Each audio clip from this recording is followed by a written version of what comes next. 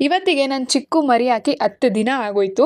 ಎಷ್ಟು ಹೆಲ್ದಿಯಾಗಿದೆ ನೋಡಿ. ಬೇಬಿನೂ ಸಹ ಹೆಲ್ದಿಯಾಗಿದೆ, ನನ್ನ ಚಿಕ್ಕುನು ಸಹ ಹೆಲ್ದಿಯಾಗಿದ್ದಾಳೆ. ಆದರೆ ನಾನು ಒಂದು ವೈಟ್ ಮರಿನ ಎಕ್ಸ್ಪೆಕ್ಟ್ ಮಾಡ್ಕೋತಿದ್ದೆ, ಇವಳು ಆಕೆ ಇಲ್ಲ. ಪರವಾಗಿಲ್ಲ, ಕೊಟ್ಟಿರೋ ಮರಿನೇ ನಾನು ತುಂಬ ಚೆನ್ನಾಗಿ ನೋಡ್ಕೋತೀನಿ. ಹೇ ಸ್ಪಾರ್ಕಲ್ಸ್, ನಮಸ್ಕಾರ. ಹೇಗಿದ್ದೀರಾ ಎಲ್ರು? ಇವತ್ತು ನಾನು ಕಾಲೇಜ್ ಹೋಗ್ತಾ ಇದ್ದೀನಿ, ಯಾಕಂದರೆ ಆಲ್ ಟಿಕೆಟ್ನ ಕಲೆಕ್ಟ್ ಮಾಡ್ಕೋಬೇಕು. ಆದರೆ ಆಲ್ ಟಿಕೆಟ್ ಕಲೆಕ್ಟ್ ಮಾಡ್ಕೋತಿರೋದಕ್ಕಿಂತ ತುಂಬ ಇಂಪಾರ್ಟೆಂಟ್ ಏನು ಗೊತ್ತಾ, ನನಗೆ ಎಕ್ಸಾಮ್ಸು ಟ್ಯೂಸ್ಡೇಯಿಂದನೇ ಇದೆ. ಕಾಲೇಜ್ಗೆ ಹೋಗಿ ನೋಡಿದ್ರೆ ಯಾರೂ ಇಲ್ಲ. ಅಂದ್ರೂ ಮ್ಯಾಮ್ ನನಗೆ 30 ಮಿನಿಟ್ಸ್ ವೇಟ್ ಮಾಡಿಸಾದ್ಮೇಲೆ ಆಲ್ ಟಿಕೆಟ್ನ ಕೈ ಕೊಟ್ಟರು. ಅಂದ್ರೂ ನಗು ಯಾವ ವಿಷಯ ಗೊತ್ತಾ, ನನ್ನ ಆಲ್ ಟಿಕೆಟಲ್ಲಿ ಫೋಟೋ ನೋಡಿ ಫಸ್ಟ್ ನೀವು. ಛೀ ಅಪ್ಪ, ನಾನು ಯಾವ ಜ್ಞಾನದಲ್ಲಿ ಡಾರ್ಕ್ ಲಿಪ್ಸ್ಟಿಕ್ ಹಾಕೊಂಡೋನೋ ಗೊತ್ತಿಲ್ಲ, ಒಂಥರ ಇದೆ.